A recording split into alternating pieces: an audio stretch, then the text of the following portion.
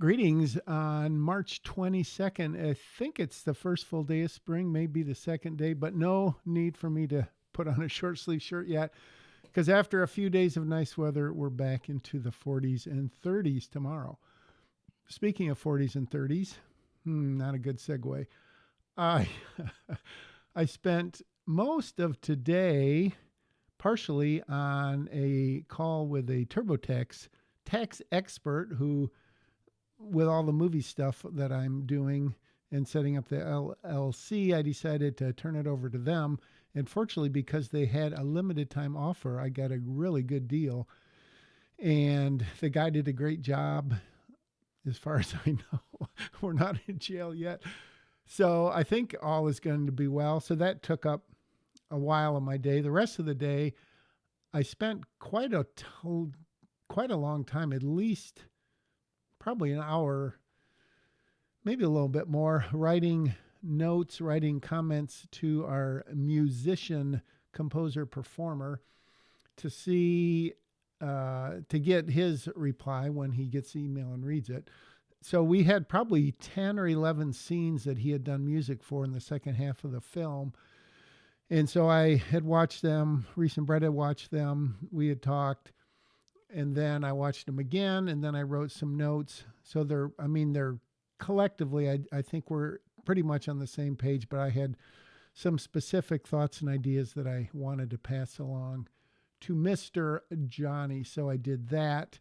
And we'll see. It'll be interesting to see what he thinks. The main takeaway, I think, for us is that where there's no dialogue, the piano music works well. The montages where there's, no sound, the piano music works really well. And the places where there is dialogue, I think for the most part, the consensus is that it's still a little bit too busy. There's a little too much piano playing going on. And it competes. And then if you turn it way down, if you mix it way down, it's like, well, why is it even there? And then I think some people would be hearing still the tune that's playing, and it wouldn't really sync up, and it wouldn't really, I don't know, I think it would sort of conflict or might be a little confusing. So our idea in general is to maybe do some synthesized strings. So we just have like a,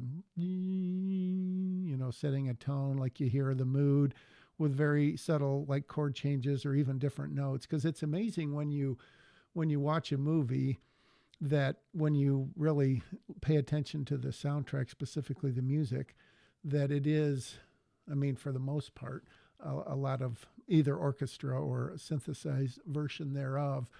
And certainly, so while there is piano, it's typically accompanied by something, which in our case isn't the case yet, but we will see what he says. I hope he will be, I don't know if he'll be excited.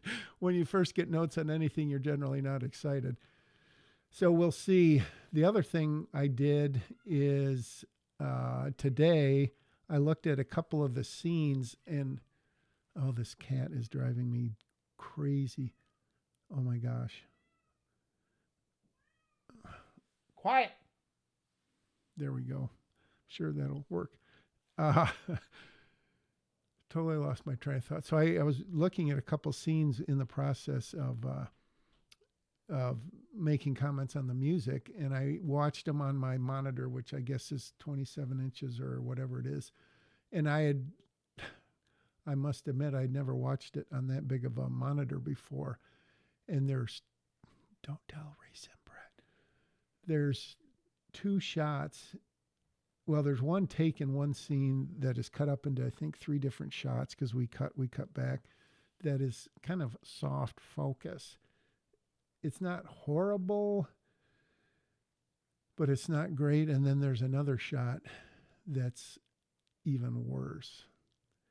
And I say that, and it is trying to justify it as I say this because we've got the characters Josh and Susie, who are Sky and Reese, and they're in the scene, and then Brett, who is Lane, enters the scene, and he's just enough closer to camera that he is maybe, I don't know, 85 to 90% in focus, and they're probably 80 to 85%.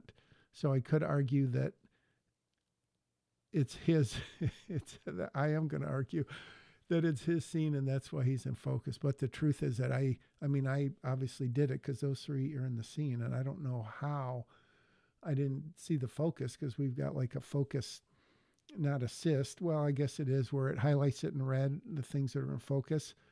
So either I didn't have that on, or they moved a little, or the camera moved a little, because it was probably a 50 millimeter lens at like 2.0 or 1.9 or whatever that opens up to, and shallow depth of field. So when I saw it, I was extremely disappointed in myself.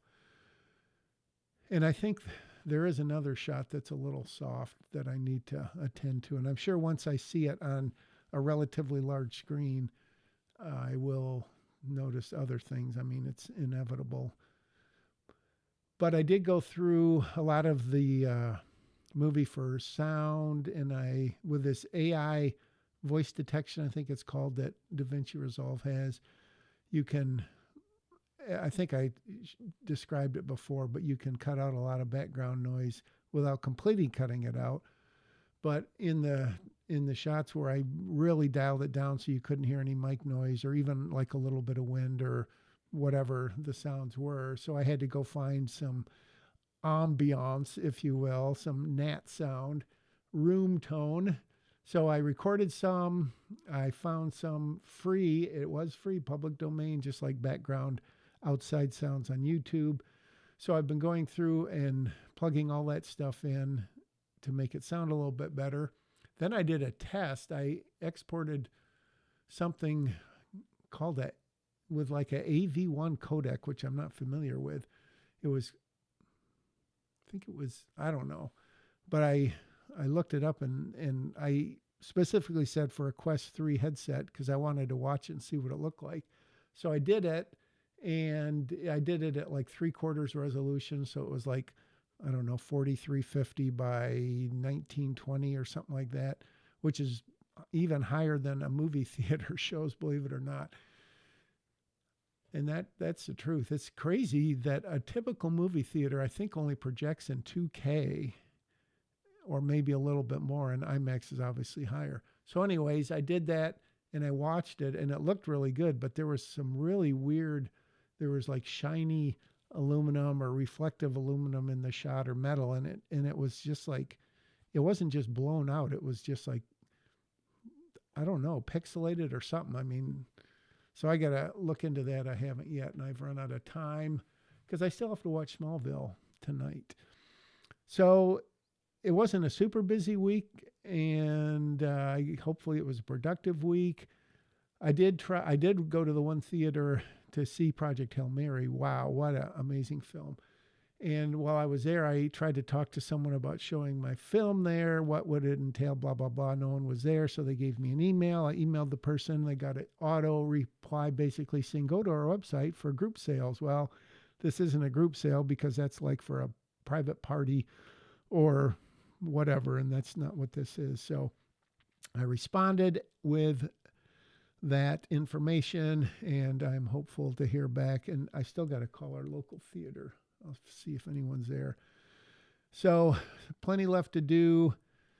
Getting the trailer out still. It's up to 420 views.